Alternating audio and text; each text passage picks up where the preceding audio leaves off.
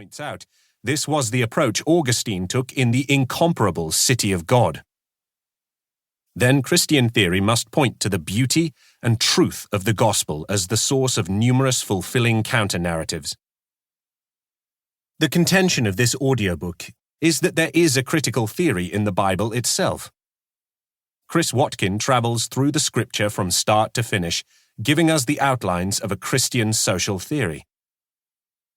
I'm especially pleased that Chris, while exhibiting an extraordinary breadth of learning and reading, wrote this book not only for an academic press or audience, but also for educated laypersons and Christian leaders. Certainly, I believe that academics, particularly Christian ones, have a responsibility to build on this and speak to peers in their own fields. However, I think preachers, especially younger ones in more secular and pluralistic environments, will be able to benefit enormously from this material. Because the book moves diachronically along the storyline of the Bible, it is easy for preachers and teachers who are speaking on particular doctrines to find trenchant applications to social and cultural issues of our day. I also believe that a lot of younger scholars and PhD students, those beginning their academic careers, will be able to find the kinds of seminal and riveting insights in this book that they could turn into many research programs. One last thing to note. For the past several years, I've called for a Christian high theory, and what Chris Watkin is working on in this book is exactly what I had in mind. He prefers to call it a biblical critical theory, and he convinces me to adopt his terminology. His reasons for it are good. 1, we should not build our critical theory just from theology in general, but in direct contact with the Bible. And 2, our stance towards the culture must take into consideration every major turn in biblical redemptive history, not just focusing on one part, which many denominations and Christian traditions tend to do. To use the term biblical helps us keep this goal in mind. My prayers are that this book will bear much intellectual and spiritual fruit in many lives over the decades ahead. Preface. The 20-Year Itch. For all my adult life, I have been searching for a book that marries two of my deepest passions, exploring the subtle richness of the Bible's storyline and making sense of how different people understand the world.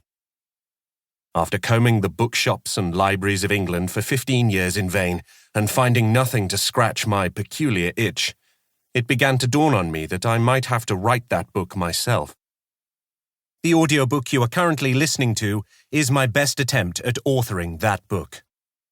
My search began back in 1998, though I did not yet know it, when I travelled down from Yorkshire as a fresh-faced undergraduate to study MML, Modern and Medieval Languages, French and German, at Jesus College, Cambridge. What I found both in the old books I was reading and the new friends I was making were views of the world very different to my own.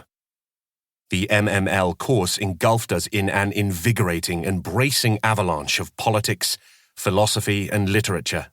And in essay after essay, I was challenged to make sense of how a parade of characters from the last 700 years of European history made sense of life. What drove the medieval knight to serve his lord with such blind faithfulness? Why was there so much delirious, drunken optimism at the beginning of the Enlightenment? Why did a certain type of boredom become fashionable in the 19th century? And why did some avant-garde writers welcome the First World War?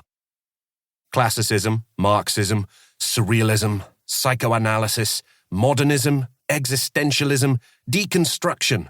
Movement after movement blew swirling gusts of cultural theory across my desk, buffeting and stress-testing my young Christian understanding of the world. I loved it.